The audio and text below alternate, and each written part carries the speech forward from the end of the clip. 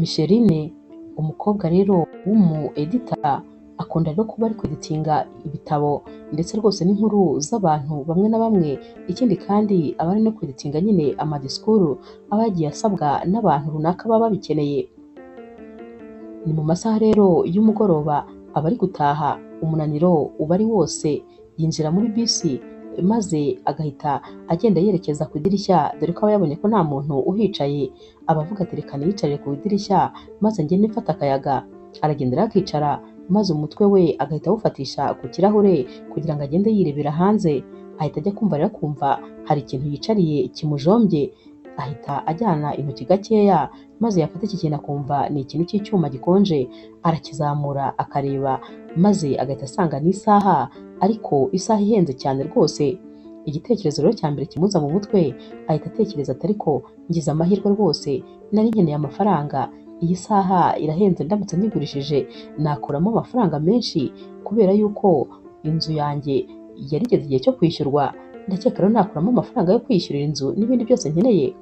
Arayifata rero maze akayishyira mu isakoshi, mu kanya gato ariko umutima uhita umwanga mu nda, maze agatangira agatekereza ati ariko uyu muntu wataye iyi saha nawe ashobora kuba rwose ayikeneye, nkaba ngiye gukora amakosa kandi rwose uwo si njyewe ufata ibintu batamuhaye. Ahita rero abwira nyine shoferi ati hari umuntu wataye isaha hano nari nyitoraguye, naho rero shoferi ati niba nyine bayitaye ibyiza ni uko wazayijyana ukayishyira kuri agence yacu, ibintu byatakaye mu modoka turabijyana tukabihashyira maze tukabishakira ba nyirabyo. Naho rero Micheline nyine, ariko inshuti ze zikunda kumwita Mishu kubera ko iryo zina rye ari rirerire, ahita rero afata ya saha n'ubundi akongera akayisubiza mu isakoshi, gusa wa mutima wo kwitwara wo rwose uba warangije kugenda kare.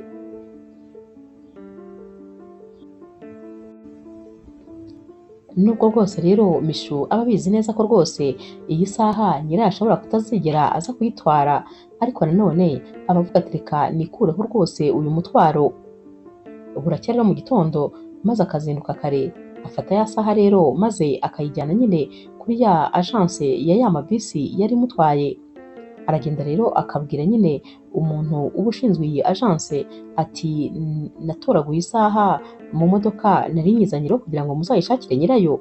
Uyu mumama mukuru rwose agikubita amaso iyi saha ahita amubwira ati ni ukuri urantangaje, uri inyangamugayo rwose, ni abantu bake bagarura iyi saha kuko irahenze, umuntu wese wayikubita amaso yahita atekereza kuyigurishiriza aho kugira ngo ayitange, ariko ni ukuri umukobwa mwiza kandi Imana ibiguhera umugisha kubera ko uyu mutima ufite ntabwo usanzwe.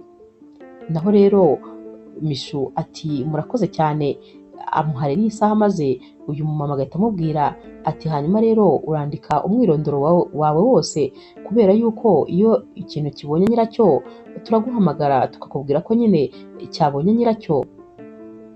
Mishu rero ahita afata ya formulaire nyine maze agatangira kuzuzaho imyirondoro ye, amazina, nimero za telefone, aho atuye, byose akabishyiraho, ubundi agasezera uyu mumama. Uyu mumama rero akomeza kumushimira kuko aba abonye rwose uyu mukobwa afite umutima mwiza cyane.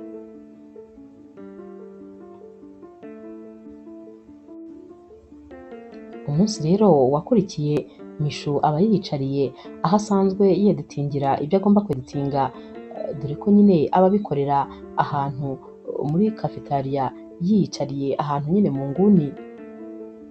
Ari mu kazi ke rero nk'ibisanzwe, telefone ye irasona maze yareba agasanga ni nimero atazi. Uyu mukobwa rero mu busanzwe ntabwo rwose ajya yitaba nimero atazi cyangwa se ngo azihe umwanya, gusa umutima waramukomanze cyane maze umubwira ko rwose agomba kwitaba iyi nimero. Yarayitabye rero maze ahita yumva n'ijwi ry'umudamu, ahita amubwira ati hari isaha mwazanye hano mwari mwatoraguye, nyirayo rero yaje kuyifata, hanyuma arifuza ko rwose yabashimira imbone nkubone. Naho rero Mishu ati hanyuma se nyirayo ninde? Naho rero uyu mumama ahita amubwira ati uretse gato, ahita abaza rero uwari uje gufata iyi saha, maze agahita amubwira ati nitwa Damien, jyewe rero ndi umuyobozi w'inzu y'imideri, amubwira izina ryayo maze bagasanga ni inzu y'imideri izwi cyane muri kino gihugu, dore ko rwose n'uyu musore nyine aba ari umusore uzwi cyane. Akimara rero kubibwira Mishu ahita amenya uyu musore cyane, dore ko aba asanzwe amubona nyine mu binyamakuru. Ahita rero abwira uyu mumama ati nta kibazo, gusa nyine icyiza ni uko yansanga ahantu ndi gukorera, kubera ko ntabwo ubu ngubu ndi mu rugo. Ahita amuha aderesi rero y'aho ari gukorera, maze bagahita bavugana ko mu kanya gato rwose ari bube ahageze. Naho rero Mishu akomeza nyine kwikorera akazi, ariko aba yumva adatuje, dore ko aba ari gutekereza ukuntu agiye guhura na wa musore abantu birirwa bareba mu binyamakuru, we noneho agiye kumubona amaso ku yandi. Aba yumva afite amatsiko menshi, aba ari kwibaza niba rwose uyu musore atari buze kubihindura maze ntaze. Mu kanya gato rero ajya kubona akabona mu muryango umusore muremure w'ibogari mwiza wambaye neza, nubwo yari yagerageje kwambara imyenda iciriritse, ariko rwose yari imyenda igaragara ko ihenze. Ajya kubona rero akabona arinjiye.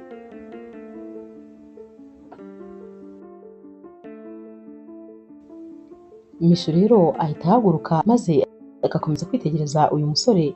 Naho rero Damien nawe ahita aza yerekeza aho Mishu aba ahagaze, dore ko aba yamubonye nyine agatekereza ko rwose ashobora kuba ari we aje kureba.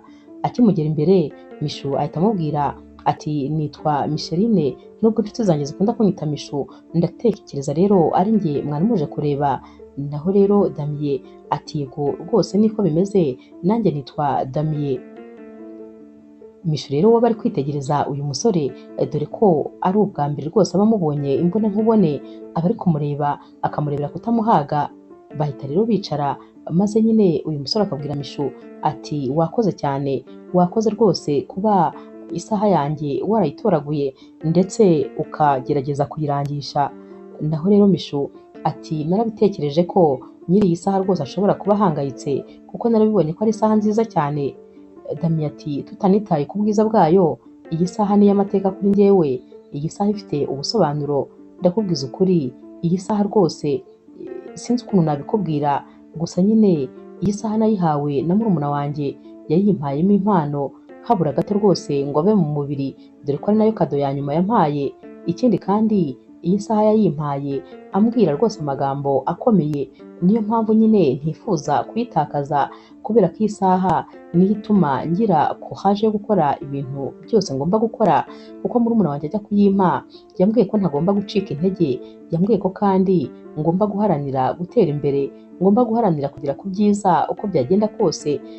Mu by'ukuri icyo gihe yimpa twari turi hasi rwose, nta mafaranga twari dufite, twari tunakennye, ariko nanone turi gushakisha uburyo twatera imbere. Urumva ko rero iyi saha rwose ifite amateka, iyo nyirebye mpita menya icyo ngomba gukora.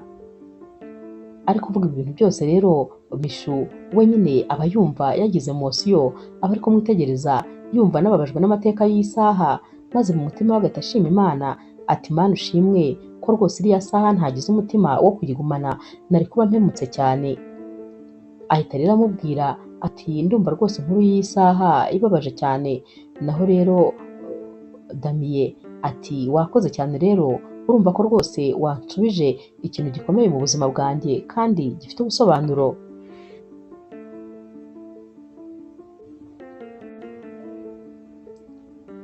Damien rero akomeza abwira Mishu ati noneho ikintu kirenze kuri ibyo ni ukubera ukuntu iyi saha urabibona ko ihenze, kuyigura byaramugoye, yarakoze cyane maze afata amafaranga yose yari yarizigamiye ayanguriramo iyi saha. Ntakubeshye ni iy'igiciro rwose, gusa nyine wowe uyinshubije nawe uhise uba umuntu w'igiciro kuri njyewe. Mishu rero arumirwa nyine, maze agakomeza guhanga amaso uyu musore, ahita amubaza ati none se wakwemera ko twasangira rimwe gusa maze nkagushimira noneho by'umwihariko. Naho rero Mishu ati ariko rwose ntabwo ari ngombwa, ntabwo mukwiriye kwigora. Naho rero Damien ati impamvu uri kubivuga ni uko utazi ubusobanuro bw'ikintu wongeye kungarurira, mbabarira ndabigusabye, ndakwinginze nyemerera maze dusangire rimwe gusa.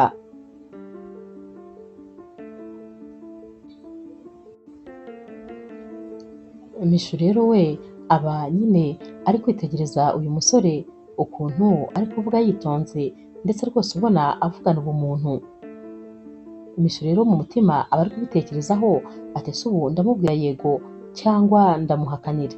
ubu se ndasohokana n'uyu musore ntazi, nyamara ari kwibaza ibyo byose ntazi ko bimugendekera, maze akisanga yamaze kumubwira ati yego rwose nta kibazo, ubwo nyine ndabyemeye. Naho uyu musore ahita amubwira ati none se ukunda amaresito y'abataliyani? Hari resito nshaka kuzagusohokanamo. Aba ari kumubwira nyine n'izina ryayo, maze uyu mukobwa nyine Mishu agahita yumva asanzwe ayizi bayivuga gusa, azi ukuntu nyine yiyubashye kandi inahenda cyane. Ahita amubwira ati nta kibazo rwose, ibyo kurya by'abataliyane nabikunda cyane. Damien rero ahita amubwira ati ejo saa moya tuzahurire muri iyi resito. Baratandukana rero, maze nyine Mishu agataha. Aragenda rero maze agatangira kureba ikintu yazambara, aba yibaza nk'ikanzu yaba iberanye no kujya muri iyi resito ihenze itya, ndetse no guhura n'uyu musore nawe uba utoroshye. Areba rero mu myenda ye yose, maze ku bw'amahirwe ijisho rye rikagwa ku ikanzu yambaye kuri graduation ye. Ahita ayitegereza, ni ikanzu y'ubururu, ikanzu nziza rwose imwegereye iri kuri taye ye. Arayireba rero maze agahita rwose ayihitamo, akumva nta yindi yakwambara itari iyi ngiyi. Arayitegura rero maze akayishyira ahantu irambuye neza. Buracya rero ababona rwose amasaha ari gutinda kugera, dore ko aba akomeza kubara amasaha, aba yumva afite amatsiko y'ukuntu aza kuba yicaranye n'uyu musore abantu benshi bifuza kuba bakwicarana nawe ariko ntibabibone. Amasaha rero aragera maze akambara akimakiya byoroheje, ubundi agahita atega tagisi akagenda yerekeza nyine kuri ya resito. Akigerayo rero abwira nyine umuntu uba uri kwakira abantu hano, akamubwira izina rye, maze agahita amujyana amwerekeza aho Damien aba yicaye uba amutegereje.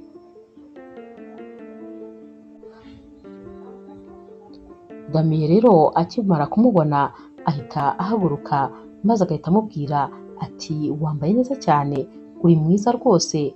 Naho rero Mishu ati murakoze cyane.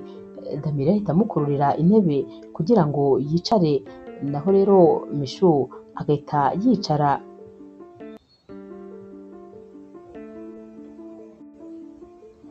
Bamara rero kwicara maze bagatangira kuganira. Damien ahita abaza Mishu ati none se mu buzima busanzwe mukora iki?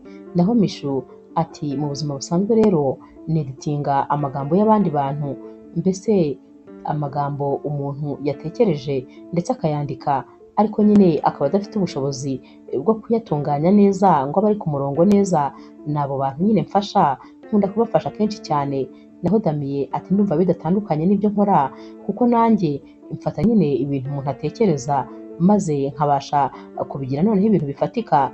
Umuntu aza ari kumbwira umwenda yifuza uko waba umeze, abimbwira nyine mu magambo, maze ngewe noneho nkawugira umwenda yabasha rwose gukoraho. Ndumva rero tumeze nk'aho rwose twese dukora ibintu bimwe. Mishu rero aba yatangajwe n'ukuntu uyu musore atuje cyane ndetse afite ikinyabupfura, yitonze, ari kujya amuganiriza atuje kandi ubona yamwubashye, ubona yamuhaye umwanya. Ndetse Mishu yaba ari kuvuga, uyu musore agaceceka maze akitegereza uyu mukobwa ndetse rwose akamutega amatwi.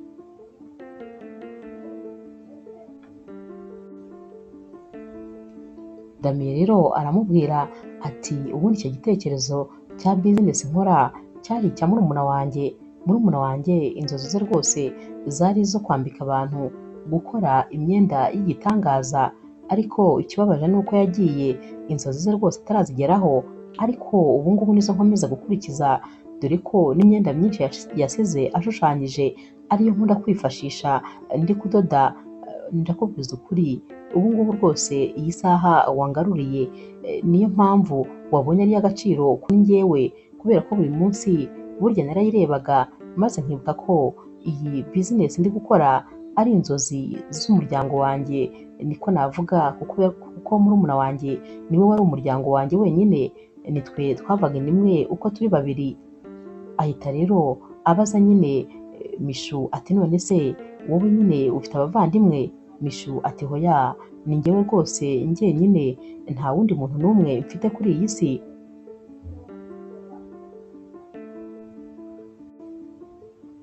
bakomeza rero kuganira, ntabwo bamenya rwose igihe bwiriye, dore ko nyine Mishu ajya kureba ku isaha agasanga saa sita z'ijoro zirabura utunota dukeya. Bombi rero nta n'umwe uba ushaka ko batandukana, dore ko baba baryohewe n'ibiganiro. Mishu rero abwira Damiye ko amasaha ageze rwose agomba gutaha, naho rero Damiye ahita amubwira ati wakoze cyane ku mwanya wawe, wakoze cyane ku kiganiro cyiza twagiranye, ntabwo nibuka rwose ngo ni ryari naherukaga kugira ikiganiro cyiza nk'iki ngiki, kidafite ibindi bintu biri inyuma, ari ikiganiro nyine gisanzwe, wakoze cyane rwose, nagize ibihe byiza. Hanyuma rero umushoferi wanjye yagutwara amaze kukugeza mu rugo. Naho Mishu ati hoya rwose ntabwo ari ngombwa, kubera ko nyine ndijyana ndatega bisi. Damiye ati ariko burije cyane. Mishu ati hoya ntibikwirirwa rwose uhangayika, kuko ni ibisanzwe byanjye ndabimenyereye gutaha aya masaha, ntugire ikibazo. Naho rero Damiye amureba mu maso atuje cyane ati none se wanyemerera tukazongera kubonana? Mu mutima rero Mishu aba ari gutekereza ati uyu musore kubera iki se kandi ashaka ko tuzongera kubonana, nyamara yari yansabye yuko twabonana umunsi umwe. Nyamara amureba mu maso akabona uyu musore arasa n'ufite ubwoba bw'igisubizo uyu mukobwa agiye kumuha, wabonaga nyine afite ubwoba bw'uko uyu mukobwa agiye kumubwira hoya. Naho rero Mishu ahita amubwira ati nakwishimira ko rwose twakongera kubonana, cyane cyane ko twagiranye ibihe byiza. Damiye ahita amubwira ati urakoze cyane, ni ukuri wakoze, kandi wumve ko nyine nishimiye rwose kuba nari ndi kumwe nawe, noneho uwo munsi wundi unyemereye nzishima kurusha.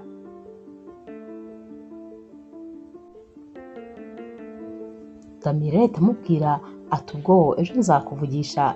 Bahita batandukana, maze Mishu akagenda ari kwibaza ukuntu uyu musore ari umwana mwiza, n'ukuntu rwose atandukanye cyane n'ubusanzwe uko baba bamubona ku mafoto. Burakeye nk'uko aba yabimusezeranyije, maze akamuhamagara, n'ubundi barongera bakagirana ikiganiro kiryoshye cyane, maze bagahana gahunda y'umunsi bazongera gusohokana. Uwundi munsi rero basohokanye, bajyanye nyine ahantu hari habereye konseri y'imbyino za gakondo. Baragiye nyine barasohokana, n'ubundi barishimana, bakurikira nyine izi ndirimbo, ndetse rwose baranasangira. Byari ibintu rero biryoshye cyane. Barongeye basohokana n'undi munsi n'undi, kandi inshuro zaragiye ziba nyinshi rwose basohokanye, dore ko nyine buri umwe muri bo yabaga ashimishijwe no kuba ari kumwe n'undi. Iminsi yaragiye irisunika, bahamagarana buri munsi, kandi basohokana kenshi cyane rwose muri wikendi.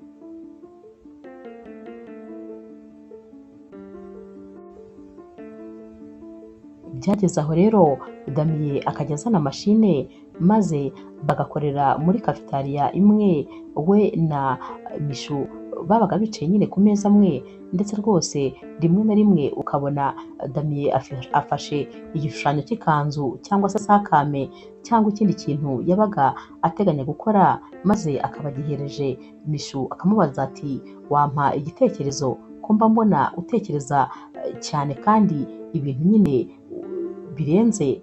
Naho rero Mishu ati urebye nyine ibyo uba watekereje mba mbona rwose birenze, ntacyo nakongeraho, ariko nanone kubera ko nyine umuntu atajya nsaba ikintu ngo nceceke, reka nyine ngushyirireho agakomantere gato. Ubwo nyine ntiyaburaga utuntu amwereka yahindura, nyamara ko yatumubwiraga Damiye yahitaga abona ari byo rwose ibyo avuze agomba guhindura utwo tuntu. Baragiye rero baramenyerana rwose, maze baragenda baba inshuti, dore ko nyine buri munsi bari basigaye baba bari kumwe.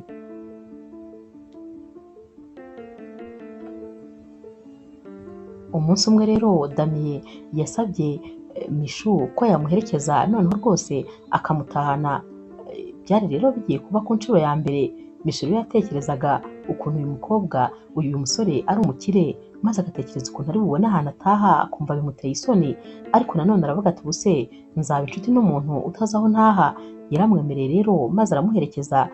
Ntabwo rero bageze mu rugo ngo Damiye ahite ayongera agende, ahubwo yaramubwiye ati ndifuza kwinjira mu nzu. Naho Mishu ati ni karibu, ati gusa ntabwo ari ahantu hashamaje, ntabwo ari ahantu umenyereye kujya, ni inzu rwose iciriritse. Naho rero Damiye amwenyura ati ukeka ko se njyewe kera nabaga mu nzu nziza?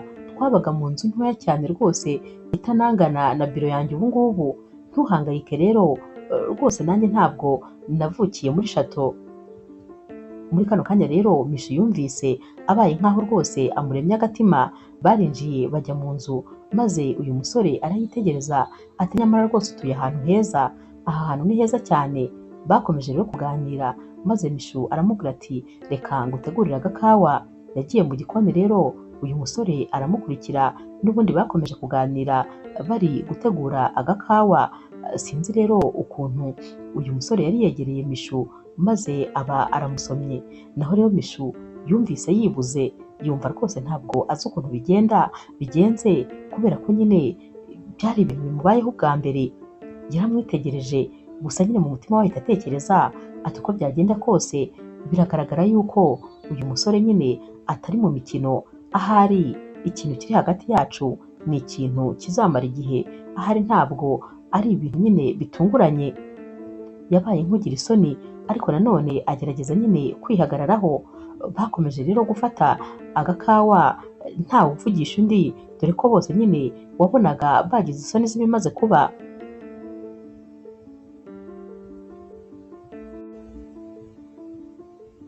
Iminsi yakurikiye rero byasaga naho abantu bose bari bamaze kumenya ko aba bombi bakundana, kubera ko bababonaga kenshi bari kumwe mu nzira bagendana bafatanye urutoki ku rundi, ndetse bakanababona aho bakoreraga. Bombi nyine bari basigaye bameze nk'abakorera ahantu hamwe. Byari bikabije kuko ari aho umwe yasohokeye niho n'undi yabaga ari. Michu rero yarasigaye ajya muri bisi, maze umuntu wese umubonye ati ni wowe se usigaye uri umukunzi wa Damiye? Mwamenye ryari? Mwamenye gute? Mbese ibibazo byinshi cyane, kandi yarasigaye abibazwa kenshi ku munsi. Yaratangiye rero kumva atangiye kubangamirwa kubera bino bibazo byose yabazwaga. Naho Damiye yaramubwiye ati umbabarire rwose kubw'ibibazo uri kubazwa, kubera ko ntabwo rwose nari nzi ko ari uko bizagenda. Naho rero Michu ati oya nta kundi, nakundanye nyine n'umusore w'umusitari, nakundanye n'umusore uzwi, ubwo nyine ngomba kwihanganira ibigomba gukurikira.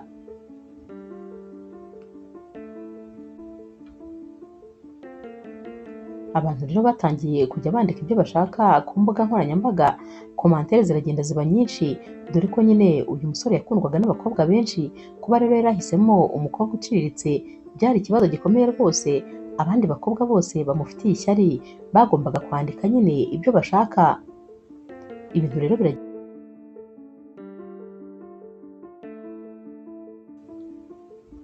umunsi rero wakurikiye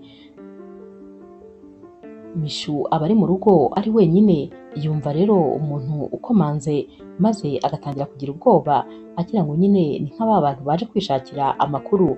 Arungurukira rero mu karido, maze akabona nta muntu n'umwe areba. Afungura buhoro, maze agahita abona agapfunyika kari imbere y'urugi, aragaterura agahita yinjira mu nzu, maze aragafungura rero agasanga harimo nyine akandiko baba bamwandikiye. Nyamara akimara kureba neza ikiri muri aka gapfunyika, ahita asanga harimo ya saha ya Damiye yamutoraguriye. Arayitegereza, maze agahita agira amatsiko menshi yo gusoma kuri kano gapapuro. Ahita asoma rero ati ntabwo rwose nifuza kugutakaza, umukobwa wangaruriye iyi saha mu buzima, ntabwo nifuza kumubura ukundi. Ndakwinginze mbwira uko nabigenza kugira ngo nkubone. Nahita nza vuba vuba rwose nkaza kukureba. Mbwira inzira byanyuramo maze nze nkurebe kuko ndagukumbuye cyane. Kano kanya rero aba yumva nyine atazi ahari ibintu biri kuba, kubera ko aba yibaza impamvu uyu musore amwoherereje iyi saha, maze akayoberwa impamvu. Naho rero mu kanya gato ahita yakira mesaje kuri telefone ye. Iyi mesaje rero iba ivuye kwa Damiye. Damiye bari kumubwira ati nk'uko iyi saha umuntu wayimpaye yari ingenzi cyane kuri njyewe, niyo mpamvu nanjye nyiguhaye, kuko nanjye uri ingenzi cyane rwose kuri njyewe. Uri umuntu w'igiciro cyinshi, ndetse rwose uri umuntu ntifuza kuzigera ntakaza na rimwe mu buzima. Niyo mpamvu rero nguhaye iyi saha kugira ngo umenye ko rwose uri umuntu w'agaciro kuri njyewe. Muri kano kanya Michu yumvaga rwose ibi bintu birenze ubwenge bwe, kubera ko yamubwiye amateka y'iyi saha. Yibazaga ukuntu uyu musore ayimuhaye, maze rwose agahita abona umwanya afite mu buzima bwa Damiye. Muri ako kanya rero Mishu ahita afata telefone ye maze akandika message atumva wandeba rwose igihe cyose ushakiye kuko ndakwikumburiye ibyo abavuga ndetse rwose n'abaducunga ntabwo bindeba habe na gatoya.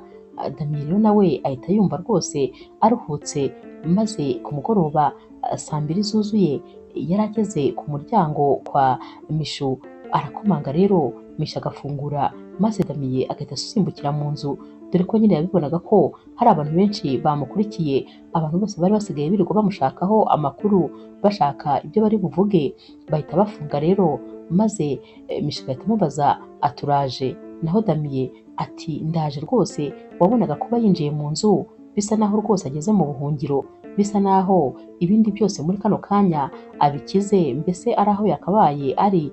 Bahise rero bombi bahoberana barafatana maze bananirwa kurekurana, bahise batangira gusomana maze Damien abwira Mishu ati ndagukunda cyane ku buryo ntibaza rwose umunsi washira ntakubonye. Naho rero Mishu ati cecekere nanjye ndari ngukumbuye birenze, nibazaga nyine ukuntu turi bwongere kubonana kubera ukuntu nabonaga hari abantu benshi nyine bari kujya bancunga bankurikirana aho ngiye hose, wagira ngo nyine bari kunshakaho amakuru. Naho Damien ati wihangane kuba ibi byose biri kukubaho kandi ari jye nabigizemo uruhare, wari wifitiye ubuzima bwiturije none dore abantu baririrwa bakwiruka inyuma. Mishu rero ati oya rwose nta kibazo, niba bitakubangamiye kuba bamenya ko dukundana kuri njyewe rwose nta kibazo kirimo. Naho rero Damien ati ngiye bimbangamira ahubwo mba numva nakabaye mbivuga nsakuza cyane bose bakabimenya, n'ubundi barabizi ariko ntabwo nshaka gusubiza ibibazo byabo rwose.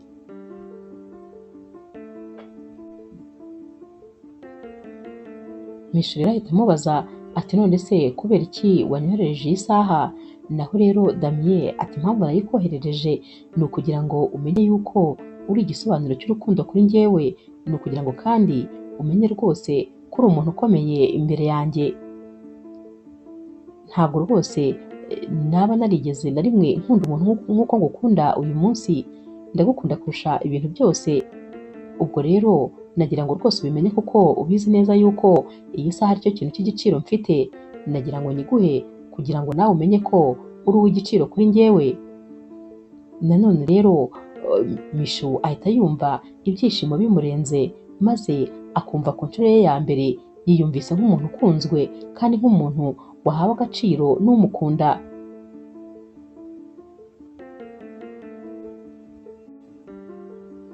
Mishu rero ahita akomeza abwira Damien ati gusa nyine abantu baba bibaza ikintu wankundiye, baba bibaza ikintu njye nawe tuba duhuriyeho. Naho rero Damien ati nibakomeze babyibaze, ni njye mbizi icyo nagukundiye. Nagukundiye ko uri umukobwa utuje, uri umunyabwenge, uri umwana mwiza cyane rwose. Ikindi kandi nagukundiye ko nyine uri uwo uri we, nicyo rwose nagukundiye, ntabwo rero abandi bagomba kubimenya. Mishu rero ati ikintu kintera ubwoba mba numva rwose ibintu biri kumbaho ari byiza cyane ku buryo mba mfite ubwoba ko ahari umunsi umwe ushobora kuzakanguka maze ukumva utagikeneye kuba uri kumwe nanjye.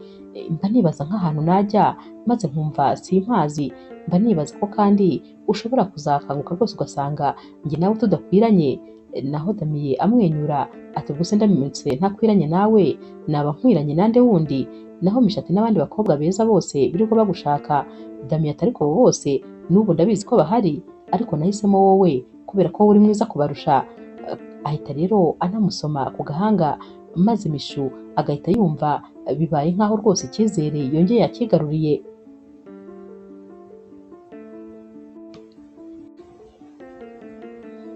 Umunsi wakurikiye rero noneho ntacyo guhisha cyari gihari, dore ko nyine amafoto yari yabaye menshi, abantu bose bavuga yuko uyu musore asigaye akundana n'umukobwa weditinga ibitabo.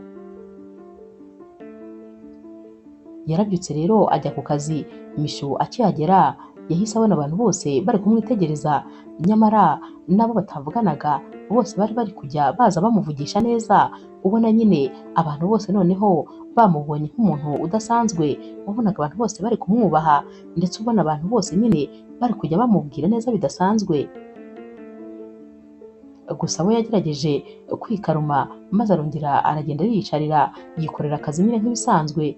Ni nako kandi n'abandi bantu bose baziranye bari bari kujya bamwohereza amamesaje bamubwira ko rwose inkuru nziza yabatashyeho. Yararebaga agasanga nk'umuntu bari bamaze imyaka myinshi cyane batavugana nawe amwoherereje mesaje, yabonaga ko rwose inkuru yabaye kimomo ahantu hose.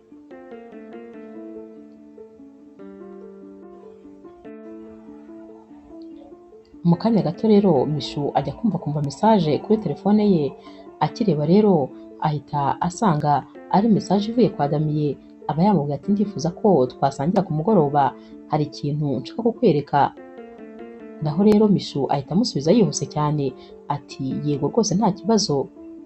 Ahita amubwira rero ati saa 11 imodoka iraza kugufata. Mishu rero aritegura maze saa 11 imodoka umushoferi nyine wa Damiye akaza kumutwara. Aramujyana rero maze akabona ageze ku nzu nziza cyane, inzu nyine iba ari inzu ndende. Aha rero niho Damiye aba akorera, iba ari inzu idasanzwe. Umushoferi ahita amubwira ko bahageze maze nyine Mishu akava mu modoka ahita ajya kuri reception rero maze akababwira yuko yashakaga Damiye. Bamubaza amazina ye maze akayavuga, bahita bamurangira rero aho ari bumusange. Uyu mukobwa ahita agenda nyine yerekeza muri biro ya Damiye. Akinjira rero Damiye akimubona ahita amusanganirira ku muryango maze akamuhobera nk'umuntu rwose wari umukumbuye, kubera ko umunsi umwe wabaga uhagije kugira ngo bombi babe bakumburanye. Ahita amubwira ati urakoze rwose kuza, numvaga nyine nifuza kugira ikintu cy'agaciro nkwereka. Naho rero Mishu ati ntabwo wabyumva ukuntu nanjye mfite amatsiko. Gusa nyine Mishu abanza kureba hano hantu imyenda iba igiye ihamanitse, imyenda y'igiciro nyine baba baradoze, ndetse akareba n'ibishushanyo bidasanzwe. Ahita abaza Damiye ati none se nawe ubwawe ujya ukora imyenda? Nakekaga yuko ufite abakozi babikora. Damiye ati yego mfite nyine abakozi, ariko hari imyenda y'umwihariko nk'ibitekerezo rwose biba byanjemo nkumva nta wundi muntu wabikora utari njyewe, ni nacyo kandi ngiye kukwereka muri kano kanya. Ahita rero amuteresha intambwe maze akamwereka ahantu nyine haba hapfutse, ahita ahapfukura maze Mishu agahita abona ikanzu itagira uko isa, ikanzu nziza cyane. Arayireba maze rwose akamera nk'umuntu uri kurota, ayikozaho intoki ati ikanzu se ni wowe wayikoze? Naho rero Damiye ati yego ni njyewe, ariko nyine byose biturutse kuri wowe. Mishu ati biturutse kuri njyewe se kandi gute? Damiye ati ya kanzu wari wambaye wa mugoroba twajyaga gusangira niyo rwose nafatiyeho igitekerezo. Ntakubeshye nkigukubita amaso nahise ngira ibitekerezo byinshi cyane by'ikanzu nakora y'igiciro. Mbese mu bundi buryo umpa ibitekerezo bidasanzwe. Iyo nkurebye gusa mpita nkubonamo nyine igitekerezo cy'ikintu nakora. Ubundi mbere nakoraga ibintu byose natekerezaga, naho ubu ngubu nsigaye nkora ibintu nabonye n'amaso yanjye. Mishu rero arumirwa ati hoya ntumbwire rwose ko igitekerezo ari wagikuye. Naho Damiye ati yego nagikuye ku ikanzu wari wambaye, yari ikanzu iri simple ariko nziza cyane. Iriya kanzu rero yampaye igitekerezo. Naho rero Mishu we ntabwo aba yari yiyumvisha ko ikanzu ari kureba hano imbere ye ari uyu musore wayikoreye n'intoki ze. Iba ari ikanzu ihenze ikoze neza cyane, iba ari ikanzu idasanzwe. Mishu rero ahita amubwira ati uri umuhanga cyane, najyaga mbyumva nyine mu magambo ariko nari ntarabyirebera n'amaso yanjye. Naho rero Damiye ati warakoze kuza mu buzima bwanjye, kubera ko kuva twamenyana ubu rwose mfite ibitekerezo byinshi noneho ku bintu nshobora gukora.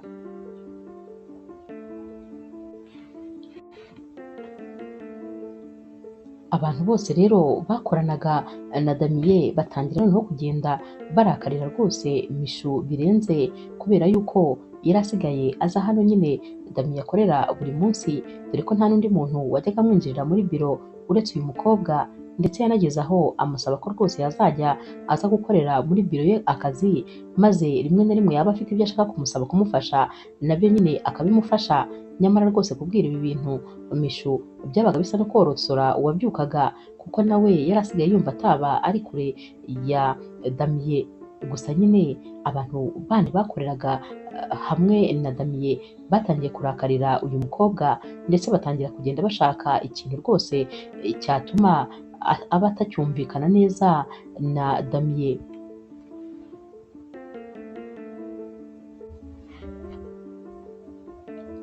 Toma rero we rwose wari n'umufatanyabikorwa wa Damien atangira gutekereza ko ubu Damien agiye kuzajya yirangarira maze ntakore akazi nk'uko bikwiye ahubwo akigumira mu bihe by'ibyishimo n'uyu mukobwa.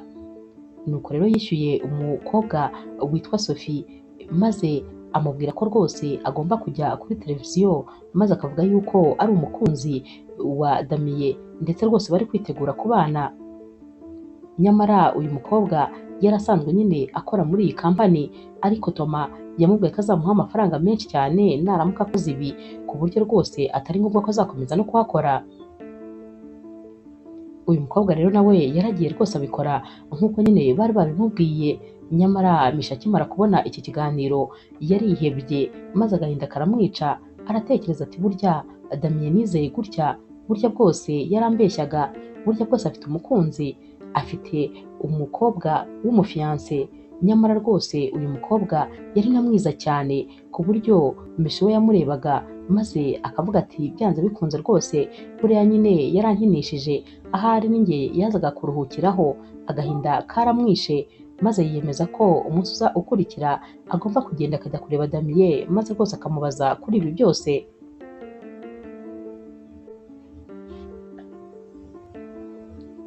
Umunsi rero wakurikiye Damien nawe rwose wamaze kubona aya makuru yari yarakaye cyane. Yinjiye rero ajya kubaza nyine Sophie impamvu yatumye akora ibi byose, maze agiye kwinjira muri iyi biro Sophie yakoreragamo ahita yumva ahubwo bari bari kuvugana na Toma uko nyine bapanze iyi gahunda. Yahise yinjira n'umujinya mwinshi maze atangira kubabwira ati muri abantu babi cyane, ni gute mwakora ibi bintu? Ni gute wowe Sophie wakwifata ukigira umukopine wanjye kandi rwose uzi neza ko nta kintu kiri hagati yanjye nawe? Nyamara igihe bari bari kuvuga ibi ngibi Misho nawe yari ahageze agiye nyine kureba Damien, gusa nyine ageze inyuma y'uru rugi yumvise abantu bari kuvuga mu majwi maremare maze kwifata biranga, arahagarara kugira ngo yumve abantu bari kuvugiramo, cyane cyane ko yumvagamo n'ijwi rya Damien. Yahise yumva rero Damien ari kubabaza impamvu yatumye bamubeshyera bigeze aha. Naho Sophie aterega Damien rwose Toma yambwiye yuko urangaye cyane, yambwiye rero ko nakubera réveille maze nkagukangurira ku gihe rwose ukava mu byo urimo. Naho rero Damien ati wiyita umusheri wanjye, ese buriya uzi icyo wateje? Uzi ukuntu wangije umubano wanjye na Mishu? Uratekereza nzamusobanurira gute ko ibi bintu byose mwavuze byari ukubeshya? Naho rero Toma ati nyine nibyo twashakaga, ntabwo rwose uriya mukobwa ashobora kongera kukwizera. Nishyuye amafaranga menshi Sophie kugira ngo akore kiriya gikorwa, nifuzaga ko uva mu buzima bw'uriya mukobwa kuko rwose ntabwo ari byiza habe na gatoya. Uriya mukobwa no kukurangaza ari gutuma udakora akazi. Naho rero Damien ati icyo mutazi rero ni kimwe, nuko n'ibyo ndi gukora byose uriya mukobwa ari we rwose nkuraho ibitekerezo kuko ndamukunda cyane. Buri uko murebye mpita ngira igitekerezo cy'ikintu gishya nakora kandi kidasanzwe. Uriya mukobwa rero ndamukunda cyane, ibyo mwakora byose nubwo mwaba mwarangije nyine urukundo rwacu, ariko ndabizi buri rukundo rwa nyarwo ntabwo rujya rupfa. Ndabizi rwose ko igihe kizagera akambabarira. Naho Toma ati ntabwo azigera kubabarira kuko kugira ngo umusobanurire biriya byose yabonye umubwire ko nyine atari ibya nyabyo byagorana. Nyamara muri ako kanya Mishu byose yari ari kubyiyumvira, kwihanganira byaramunaniye maze ahita akubita urugi ati byose nabyumvise kandi narangije kumubabarira. Naho rero Damien akimukubita amaso yahise amera rwose nk'umuntu utuye umutwaro, yumvise aruhutse ko ibyo yatekerezaga bidashoboka ahubwo rwose byarangije gushoboka. Bahise bahoberana maze barasomana imbere y'aba bose. Damien ahita abwira Mishu ati ndagukunda cyane, naho Mishu ati nanjye ndagukunda cyane, ahubwo mbabarire kuba nagutekereje nabi kubera nyine iyi migambi mibisha y'aba bantu, nari naketse ko rwose ari ibya nyabyo. naho rero Sophie we yumvise ababaye cyane kuko nyine uyu mukobwa yari yiyumviye ukuri kuvuye mu kanwa kabo. Toma nawe rero umujinya wahise umwica ko nyine ibintu byose yapanze bimupfiriye ubusa. Naho rero Damiye ndetse na Mishu bahise basohoka hano babarebera ku rutugu, maze bahita bigira muri biro ya Damiye. Ahita amubwira ati umva, nari mpangayitse ntabwo wabyumva, natekerezaga ukuntu nzagusobanurira ibi bintu maze nkumva rwose ntabwo nzi aho nzahera. Naho rero Mishu ati Imana rero iradukunda, igomba gukora ku buryo ibintu byacu bihora bimeze neza cyane. Ubyumve ko numvaga agahinda kanyishe, numvaga kuri iyi nshuro ngutakaje ndetse numvaga ko wankinishije. Naho Damiye ati sinabikora, urabizi ndagukunda rwose kurusha ibintu byose bibaho, nta muntu n'umwe wagusimbura.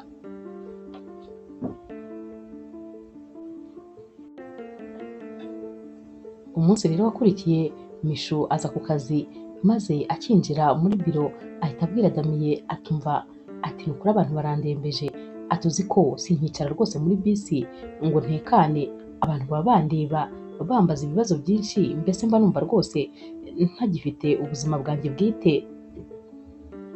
Damiye ahita amubwira ati ahubwo se urabyumva ute uramutse wiyiziye iwanjye maze ukareka kuzajya uhora ugendera mu mabisi ya buri munsi, ko nyine byakurinda abo bantu bakubaza ibibazo uko bishakiye. Naho rero Mishu ati hoya rwose ntabwo byashoboka, kuko se urumva ntazi iwawe mu ruhe rwego. Naho Damiye ati hoya ntuhangayike, humura mfite icyumba cy'abashyitsi uzajya ukiraramo, hanyuma tubyuke tuze ku kazi, ntugire ikibazo rwose, ndakeka kandi byaba ari byiza rwose kuri wowe. Naho rero Mishu atekereza ukuntu rwose abantu bamutesha umutwe n'abo baturanye muri karitsiye, ndetse atakigira ubwisanzure, maze agahita abwira Damiye ati nta kibazo ndabyemeye rwose.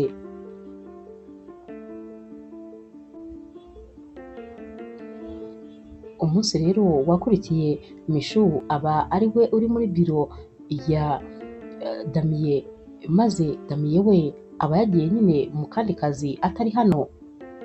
Ajya kubona akabona rero umumama muremure rwose wambaye neza ugenda uvuza agakwito wimakiye nyine w'umusirimu, gusa umumama mukuru arinjiye. Akinjira rero ahita asuhuza Mishu, maze akamubwira ati ndi mama wa Damiye, Damiye se ari hano? Naho rero Mishu ati hoya ntawe uhari, gusa nyine mwambwira niba rwose byihutirwa cyane nkaba namuhamagara. Naho rero uyu mumama nyine ati hoya ntabwo ari ngombwa, nanjye rwose nakamwihamagariye, ahubwo se ni wowe Mishu, umukobwa watwaye umutima umuhungu wanjye, wamubereye rwose ikirangaza?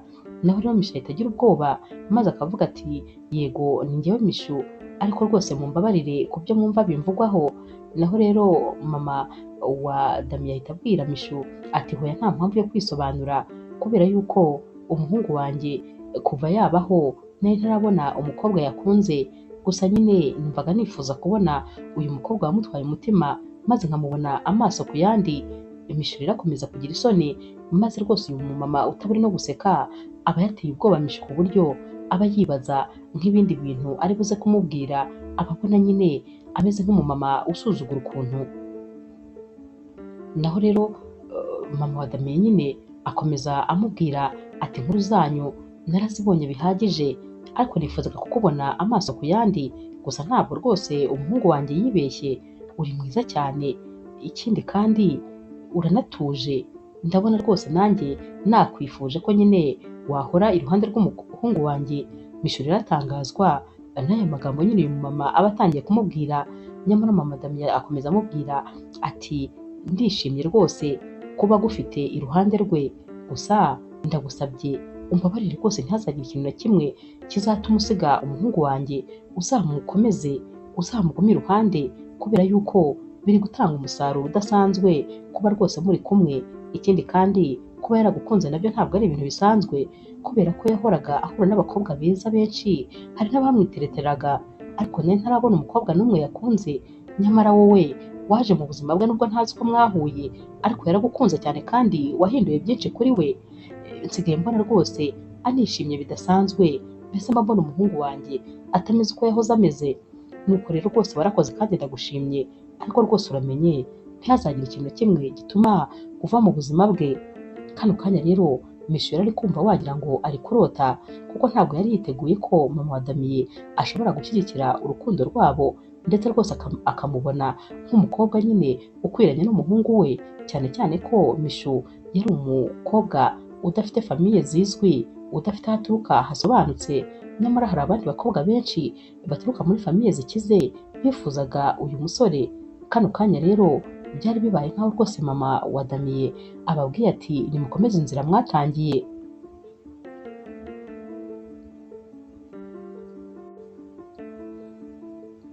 Mama rero wa Damiye yamaze gusohoka, maze Mishu ariruhutsa, yumvaga atazi nawe ahantu ahagaze.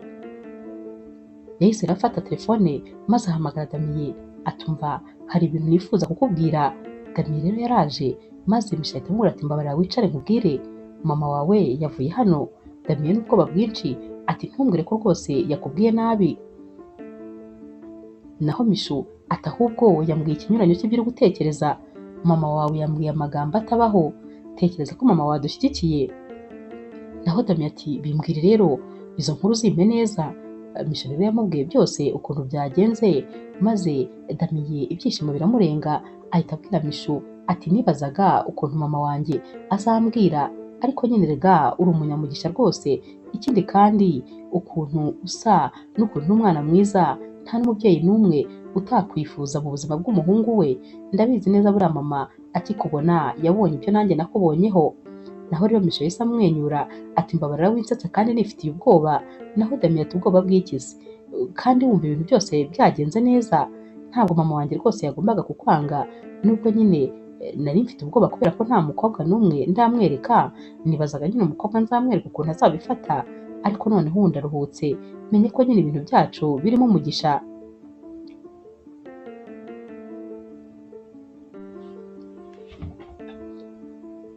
Damiye rero ahita akomeza amubwira ati reka buriya ntuzatekereze ko ari isaha yanjye gusa watoraguye ukayinzanira, ahubwo wanantoraguriye igice kimwe cy'ubuzima nibazaga ko nataye utazongera kugitoragura. Mbese watoraguye umutima wanjye maze urongera urawunzanira uwumpereza mu biganza. Jya wumva ko rero uri byose kuri njyewe, ahubwo nyine hari ikindi kintu nifuzaga kugusaba. Urabona nyine ko nyine kolegisiyo yanjye y'ibintu nshaka kuza egisipoza ibyinshi byose ari wowe wampaye inspiration. Ubwo rero nifuzaga yuko rwose wazamba hafi, maze no mu gihe cyo kwegisipoza ibi bintu byanjye nakoze ukazaba undi iruhande. Naho rero Mishu ati ubwo se koko naba mpari nkande? Naho rero uyu musore ati nyine urebye byose ni wowe ubifitemo uruhare, ndifuza ko rero wazabimfashamo, kubera ko nagiye mfata ibishushanyo byinshi bya murumuna wanjye yari yarashushanyije, ariko mu by'ukuri ibyo nakoraga byose nabikoraga ari nkaho rwose ari wowe uri kumpa ibitekerezo. Byumvikana ko rero ubifitemo uruhare cyane, ndifuza ko nyine wamba hafi rwose ukabimfashamo.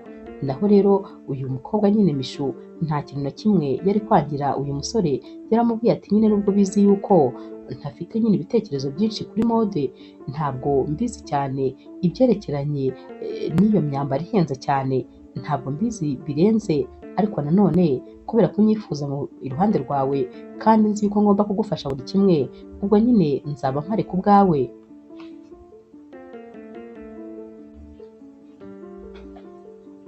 Nyuma y'iminsi rero Mishu abwira Damiye ati gusa nyine ndifuza kujya kuba kwa mubyara wanjye, kubera yuko ntabwo rwose nakomeza kuba mu nzu yawe, urabyumva nawe ko bitagaragara neza. Naho rero Damiye ahita amubwira ati nta kibazo rwose, nta kibazo wajyayo, nta kibazo nzajya nza kukureba kenshi.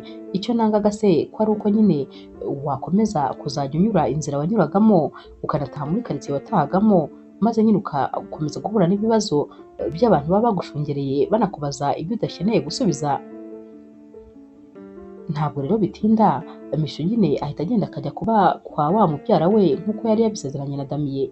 Hashira iminsi rero Damiye akamuhamagara ati ariko ni ukuri ndagukumbuye cyane, noneho dore ntuherutse no kuza ngo dukorane, ndumva rwose nifuza kuba naza kugusura, wanyemerera se maze nkaza kukureba tukanasangira. naho rero Mishu ati we nta kibazo, nzabiteguza nyine mubyara wanjye, dore ko nawe yifuza kukubona, arifuza kubona nyine umusore wantwaye umutima, umusore mpora ntekereza mvuga ibihe byose. Naho Damien ahita amwenyura ati nibyo se, ati rero ndumva ntazaza kera, ahubwo numva twabigira ejo. Mishu ati nta kibazo. Umunsi rero wakurikiye Damien yariteguye maze afata imodoka nyine ajya kureba Mishu.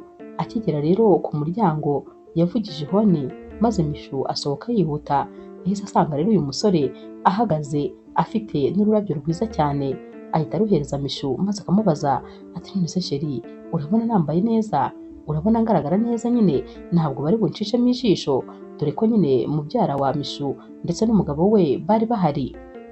Naho Mishu amwenyura ati ariko uri mwiza cyane rwose kandi urakeye, kubera iki uba uri kwigora, uhora ukeye kandi uhora uri presentable, ntugire ikibazo rwose, ahubwo nyine baragutegereje muri salo, reka twinjire.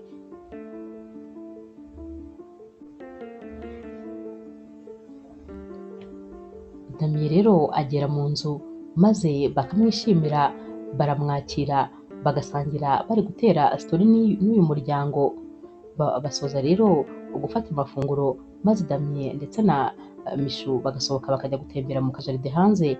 Damien rero aba yishimye ati ni ukuri ufite famiye nziza cyane, nakunze kandi ukuntu banyakiriye, ukuntu noneho muba mwiganirira ubona rwose ibyishimo ari byose. Naho rero Mishu ati ariko nawe ufite famiye nziza, mama wawe ni umuntu mwiza nubwo ukimukubita amaso ubanza kugira ubwoba, ariko rwose ni umuntu mwiza. Damien rero ahita abwira Mishu ati ahubwo uranyibukije, atuze ukuntu ahora ambaza ngo ese ngo nta kintu ndagushyira ku rutoki. Naho rero Mishu araseka ati ubwo se abashaka kuvuga ngo iki, ati nyine mama bari kumbwira ngo ni gute ndi gukomeza kureba hirya, ngo niba kuntwara nzaba ndaho mvuga, ati mbese mama yaragukunze ku buryo aba yumva nyine twakabaye dukora ubukwe vuba, ntabwo yibaza ikintu ntegereje. Naho rero Mishu araseka akenda gupfa, atumva ati nyine ibintu nk'ibyo ntabwo biba ari byo guhukira, icyangombwa nuko njye nawe duhari kandi twishimanye. Naho rero Damien ati nanjye rwose nuko namubwiye yuko urukundo rwacu ruhagaze neza ku buryo nta kitwirukansa. Bakomeza rero kuganira maze Damien akamubwira n'aho imyiteguro yo kujya ku exposa ya myenda mishyashya yakoze igeze. Amusaba kandi ko noneho yakongera agashyiramo agatege maze akageza kenshi kugira ngo nyine bafatanye, dore ko uyu mukobwa yajyaga amuha n'ibitekerezo, ndetse n'iyo yabaga yicaye aho ngaho gusa byatumaga Damien agira ibitekerezo byinshi by'indi myenda yakora kandi ikaba ari myiza cyane.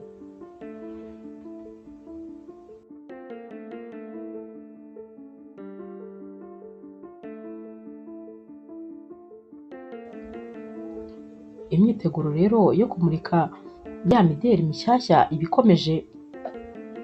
Nyuma y'iminsi mike rero umunsi nyine uragera baba bagomba kumurika iyi mideli. Gusa kuri uyu munsi ntabwo bigenda neza, dore ko abantu bose baguye bambaye neza nyine biteguye ikirori kidasanzwe. Gusa nyine ku bw'amahirwe make telefone ihamagara Damien maze bakamubwira ko umumaneke wagombaga kwerekana ya kanzu y'icyitegererezo yashushanyije akurikije iyo Mishu yari yambaye, rwose uyu mumaneke atakibonetse kubera ko ngo yari yarwaye atameze neza.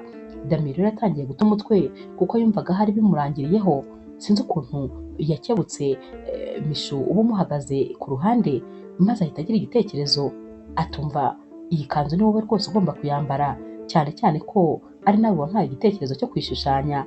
Ndakeka ko ahubwo noneho abantu nibabona uyambaye bari buyibone uko iri nuko nayitekereje, kuko bari buyibone kuri wowe.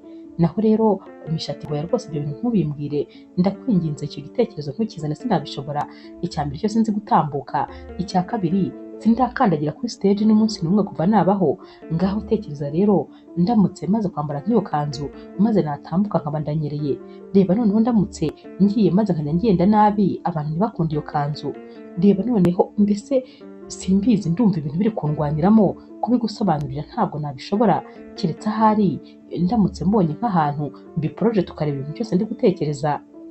Naho rero Damien ati tuza sheri, banza utuze rwose, banza uhumeke, uzamure umwuka wongere uwumanure maze ubundi tubone kuvugana. Mishu rero arabanza agahumeka nk'uko babimubwiye, maze akabwira Damiye ati noneho wakomeza ukambwira nta kibazo. Damiye atumva ndakwizeye kandi ndabizi ko ibi bintu wabishobora, uri umuhanga cyane rega, kandi uri umukobwa mwiza, urakeka se ari iki cyakunanira? Nta na kimwe, ahubwo rwose iyi kanzu ugomba kuyambara, kubera ko iyi kanzu yantwaye imbaraga nyinshi cyane. Ntabwo rero bishoboka yuko uyu munsi ntayerekana kandi ariyo yayihagarariye izindi. Naho rero Mishu ati rero kubera ukuntu uhangayitse kandi ntajya nifuza ko wahangayika, reka nyine nemere nyambare ariko ntunyizere, kandi rwose nihagira ikiba ntundenganye ndakwinginze, kubera ko ibi bintu simbimenyereye. Ninyerera ubu urabyihanganira, nintambuka n'abo abantu bose bagaseka wihangane. Naho rero Damiye ati humura ndakwizeye kandi ibi byose biguteye ubwoba nta na kimwe rwose kiri bukubeho ndabizi neza. Mishu rero ahita ajya nyine aho yagombaga kwambarira maze bagatangira kumumakiya. Gusa nyine ubwoba buba ari bwose, aba yumva igitima kiri kudiha, aba yibaza ibintu bigiye gukurikira, aba yibaza ukuntu ari buhinguke imbere y'abantu, nyamara atarigeze aniga no gutambuka, nta na kimwe kuva maneke yigeze yiga. Aba yibaza rero icyo ari bukore cyamuyobeye. Gusa nyine muri kano kanya umumama uba uri kumumakiya aba ari kumubwira ati tuza maze utekane, ndaje nkwigishe gutera intambwe kandi urete ubimenya. Naho Mishu ati Imana imbabarire, sinice rwose ibintu bya Damiye kuko abikoze igihe kinini, yabishyizeho imbaraga ze zose, naho abantu bose baramubwiraga bati humura komera, biraza kugenda neza rwose. Mu kanya gato rero ikirori kiba gitangiye, maze Damiye akajya gufata ijambo. Aragenda rero agatangira kuvuga ati narakuze cyane kubera ko rwose nifuzaga ko inzozi za murumuna wanjye zazajya mu bikorwa, maze ibyo yatekerezaga byose noneho ngewe nkabishyira mu bigaragarira amaso. Gusa nyine ikintu gitangaje ni uko mu mezi make yashize nigeze guta isaha yanjye muri bisi ubwo nari ndi gutembera, nanjye ntazi aho ngiye, ntazi rwose n'aho ndi kuva, nari ndi kugenda gusa nanjye ntazi ibyo ndimo, maze isaha yanjye manyitaye muri bisi. Umukobwa mwiza yarayintoraguriye maze arangije arayinzanira, nyamara uwo mukobwa yakabaye iyo saha yarayifashe akayigurisha cyangwa akayigumana, ariko yagize umutima wo kuyinzanira. Igitangaje rero si ikindi, ni uko ahubwo uwo mukobwa nkimukubita amaso nasanze ari we naburaga kugira ngo ubuzima bwanjye numve bwuzuye. Uyu mukobwa kandi niwe wampaye ibitekerezo ku makanzu menshi nagiye nshushanya, ndetse ni nawe watumye inzozi z'umuvandimwe wanjye nzishyira mu bikorwa. Uyu mukobwa rero nta wundi ni Mishu. Ahita ahamagara ati Mishu waza se ukanyegera. Mishu rero ahita atera intambwe n'ubwoba bwinshi, maze akaba yinjiye hano kuri stage nyine aho Damiye aba ahagaze. Abantu bose rero batangira gukoma mu mashyi, dore ko uyu mukobwa aba yambaye mu buryo budasanzwe, aba yambaye neza cyane, nyine yambaye ya kanzu, ari gutambuka neza, bamumakiye, ari mwiza. Amakamera yose rero nta handi aba areba uretse kuri uyu mukobwa. Abantu bose noneho baba batangariye ubwiza bw'iyi kanzu, baba babona rwose idasanzwe. Naho rero Damiye ahita amwigeza hino maze akamufata mu kiganza, arababwira ati rero uyu mukobwa mureba ni nawe wampaye igitekerezo cy'iyi kanzu nashushanyije. Ikindi kandi uyu mukobwa nyine ni nawe unyuzuza, niwe utuma ntekereza neza, aramutse adahari ibi byose mureba nta na kimwe mwakabaye muri kubona uyu munsi. Uyu mukobwa rero niwe rukundo rw'ubuzima bwanjye. Abantu bose barumirwa, dore ko rwose nubwo hari benshi baba basanzwe babizi, ariko ntabwo baba bazi yuko uyu musore ari proud yo kuvuga mu ruhame ko akunda uyu mukobwa.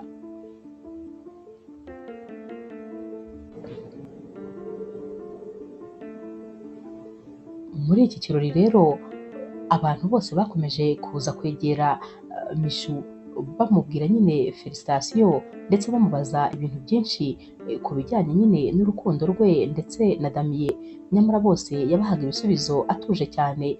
Abamubazaga bati mwahuye mute? Ati twahujwe nyine na Destin nk'uko yabivuze, isaha niyo yaduhuje.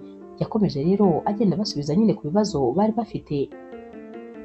Iki kirori rero cyaragiye kiba cyiza rwose, dore ko abantu bose bari bacyitabiriye bakunze cyane iyi koregisiyo y'imyenda uyu munsi Damien yari yamuritse, dore ko abantu bose bari bahavuye babona ko rwose iyi koregisiyo nta yindi iyirenze. Ikirori rero cyararangiye maze abantu bose barataha, ahasigaye rero Damien ndetse na Mishu gusa nyine batunguwe no gusanga na mama wa Damien nawe yasigaye.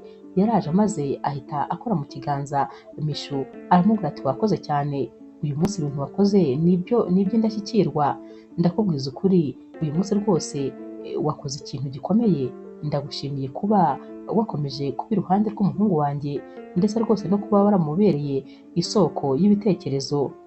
Naho rero Mishu ati ahubwo mwebwe mwarakoze kuba rwose mwarabyaye umuhungu w'umutima mwiza nka Damien.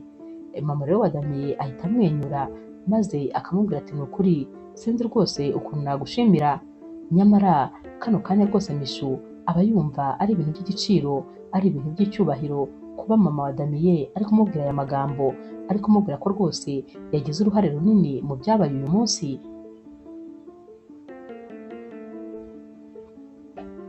Mama rero wa Damien arongera akabwira Mishu ati buriya hari ikintu kimwe utazi, kuva rwose Damien yabura umuvandimwe we yagaragaraga nk'aho hari ikintu kinini yabuze mu buzima, ibyishimo byo wagira ngo byajyanye n'umuvandimwe we. Ntabwo nari narigeze nongera kumubona anezerewe amwenyura nk'ukuntu namubonye uyu munsi, byose rero ni ukubera wowe.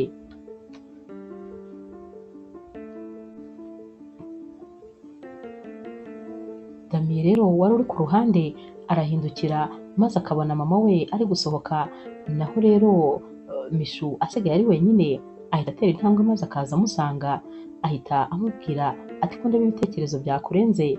Naho Mishu ati ni ibyishimo gusa kubera yuko uyu munsi rwose nabonye nyine ibintu ntari niteguye yuko nabona, ndanezerewe kuba iriya koregisiyo yawe y'imyenda yagize success idasanzwe. Naho rero Damien ati ariko byose ni ukubera wowe. Damien rero ahita amufata ikiganza maze akabasomye kuri ya saha Mishu aba yambaye, ahita amubwira ati buriya mu buzima hari igihe ubura ikintu ariko mu by'ukuri kizagaruka kitagarutse cyonyine, ahubwo kizakugarurira ibindi bintu byose wabuze mu buzima. Ndakeka ko iyo rwose itaza no kuba isaha, ahari kuba ikindi kintu cyagombaga gutuma duhura, njye nawe twagombaga guhura uko byagenda kose. Naho rero Mishu ati cyakoze ibintu uvuze nibyo koko, hari igihe umuntu abura ikintu agahinda kakamwica akababazwa no kuba abuze iki kintu, nyamara ahubwo kigiye kumuzanira ibindi birenze ibyo yatekerezaga.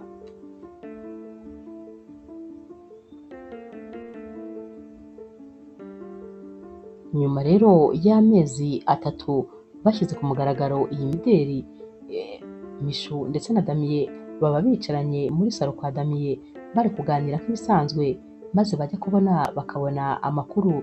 Aya makuru rero yavugaga yuko muri aya mezi 3 ashize nta kindi kigeze kigurishwa cyane nk'ukuntu nyine iyi mideli ya Damien yagurishijwe, dore ko rwose ku isoko niyo yari iya mbere nyine mu myenda yaba yaraguzwe cyane, ndetse kandi ikamara igihe kinini cyane igifite abantu bakiyishaka cyane. Damien rero akimara kubona ibi yahise abwira Mishu ati narabikubwiye ko wazanye amahirwe mu buzima bwanjye. Naho rero Mishu ati ahubwo narabikubwiye ko uri umuhanga cyane, ibintu byose ukora ubikora wabitekerejeho. Bombi rero bahise bahoberana batubona ukuvuga ko twembi twuzuzanya, iyo umwe atanze igitekerezo undi nawe akongeraho ikindi, nyine ubwo twese tuba twafatanyije.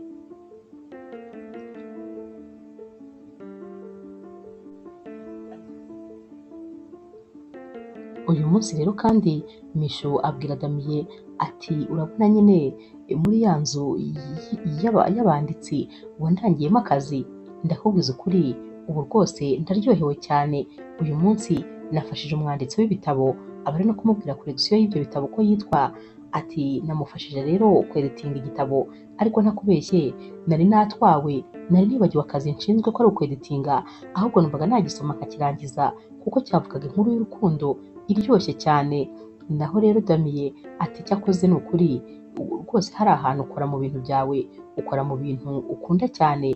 Naho rero Mishu ati ahubwo warakoze kunyumva, warakoze rwose kumva yuko biriya ari byo byanjye ari nabyo nkunda kurusha ibindi, maze ukemera kundekura, ntutume rwose nguma nyine gukora muri iyi nzu yawe y'imideri.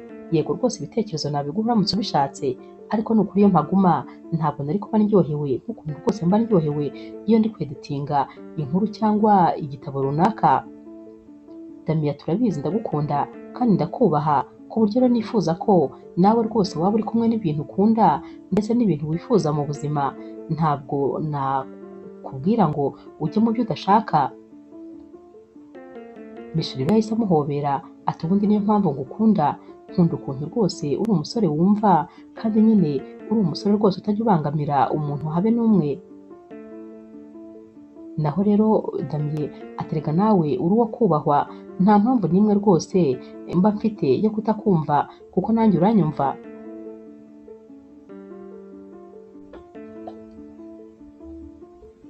Nyuma y'iminsi mike rero, kubera ukuntu nyine Damiye yari yishimiye ukuntu iyi myenda ye yakunzwe cyane, yifuje ko yakora ikirori maze rwose bakishimira iyi ntsinzi yagezeho, dore ko nyine byari ibintu bitangaje ndetse byari ibintu birenze kubona asohora imyenda maze ikamara amezi arenga 3 yose ariyo ikivugwa mu gihugu cyose. Byari ibintu rwose bidasanzwe. Yasabye rero abantu boroganiza ibirori ko bamworoganiriza ibirori byo kwishimira iki kintu bari bagezeho. Imyiteguro y'iki kirori rero yaratangiye, maze umunsi wo kujya muri iki kirori abashinzwe nyine ibyerekeranye n'imyenda muri iyi kampani imurika imideri ya Damiye baje kureba nyine Mishu kugira ngo bajye kumushakira ikanzu. Baramujyanye rero maze bamwereka ikanzu yagombaga kwambara kuri uyu munsi. Iyi kanzu rero ni Damiye ubwe wari warayidoze n'intoki ze. Iyi kanzu rero Mishu akikubita amaso yarayirebye abona irenze ubwenge bwe, yabonaga ari ikanzu nziza cyane, ikanzu kandi ihenze, maze bamubwira ko ariyo Damiye yamuhitiyemo ko ari bwambare uyu munsi. Mishu yarayirebye arayihobera maze biramurenga. Yagiye rero kuyigera maze akimara kuyambara asohotse, abantu bose barumiwe batuzi ko neza wagira ngo uri umwamikazi bagiye kwimika. Naho rero Mishu yarasetse ati nanjye ntabwo ndi kwimenya, sindi kwireba muri miruwari ngo nimenye. Batangiye rero kumumakiya maze rwose baramutunganya bamugira umuntu udasanzwe. Mu kanya gato rero Damiye yaje kumufata maze asanga uyu mukobwa yambaye neza bidasanzwe. Yaramubwiye ati turaberewe, ntabwo natekerezaga ko rwose ari kuri runo rwego. Naho rero Mishu ati warakoze mukunzi, kubera ko ni wowe utumye nambara neza uyu munsi, warakoze kuntekereza, maze ikanzu yanjye ukayikoresha amaboko yawe. Uyu rwose ngomba kuyambara nyibumbatiye kubera ko sinifuza yuko hari n'ikintu na kimwe cyayikoraho, ndi kumva nyine ari ibintu birenze. Naho rero Damiye aramwenyura ati hoya rwose nagombaga kubikora kubera ko nawe uri umuntu udasanzwe kuri njyewe, nagombaga rero kugukorera n'ikintu kidasanzwe. Yahise rero atambuka maze amufata mu kiganza, nuko nyine bahise bajya mu birori aho bari bategerejwe n'abantu benshi cyane. Bakinjira mu birori abantu bose amaso bahise bayahindura maze batangira kureba iyi couple yari iberewe, couple kandi yari ijyanye, yari yishimye. Uyu wari umunsi wabo nyine.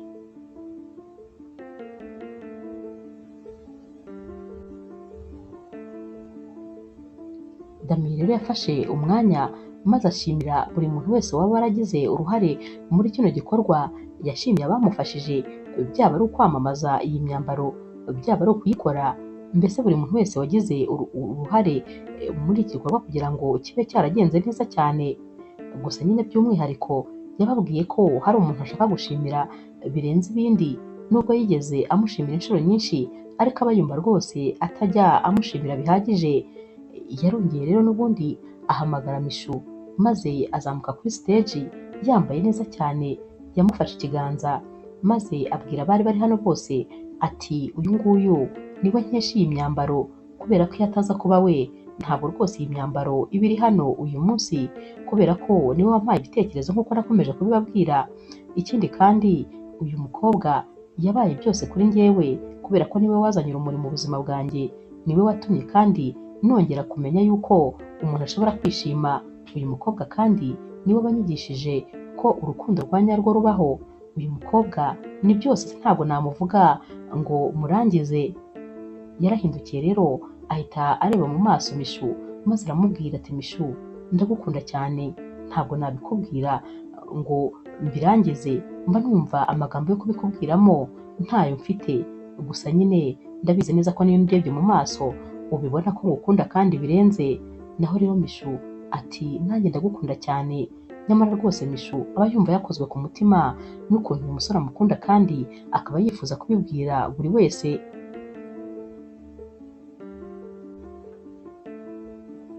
Damien rero yahise amanuka gake cyane rwose maze ashyira ivi hasi abakuye impeta mu mufuka. Yahise abwira Mishu ati mukunzi, ndifuza uburenganzira bwo kugukunda ndi njyenyine, ndifuza uburenganzira bwo kugukunda wese, ariko nkakwiharira nkagukunda ubuziraherezo. Naho rero Mishu uba uri kureba iyi mpeta amarira aba yatangiye gushoka, ariko rwose aba ari amarira y'ibyishimo. Ahita amuhereza ikiganza ati ndabyemeye kuko nanjye ni wowe nifuza wenyine mu buzima bwanjye, kandi nanjye ndifuza kugukunda wenyine. Yahise amwambika impeta maze aramuhagurutsa. Barahoberanye, abantu bose bari hano bakoma mu mashyi, dore ko nyine ibyishimo byari byinshi. Abafotora barafotora, abantu bose nyine amarangamutima arabarenga. Damien rero yaramubwiye ati ntuzagire na rimwe uzigera ushidikanya ku rukundo ngukunda, kubera ko uri igice cy'ubuzima bwanjye nari narabuze. Uyu munsi ubu ngubu noneho nduzuye wese, mbaye umugabo wuzuye kuko wemeye kuza mu buzima bwanjye iteka ryose. Mishu rero yarongeye aramuhobera maze bombi ibyishimo nyine bikomeza kuba byose. Inkuru yacu y'urukundo rero naho tuyisoreje. Mwakoze kuyikurikira. Niba ukunda inkuru z'urukundo zica kuri Zasha TV, ntukagende udakoze subscribe, like, share na comment. Ni inkunga ikomeye kuri twebwe. Ndabakunda cyane rero nk'ibisanzwe.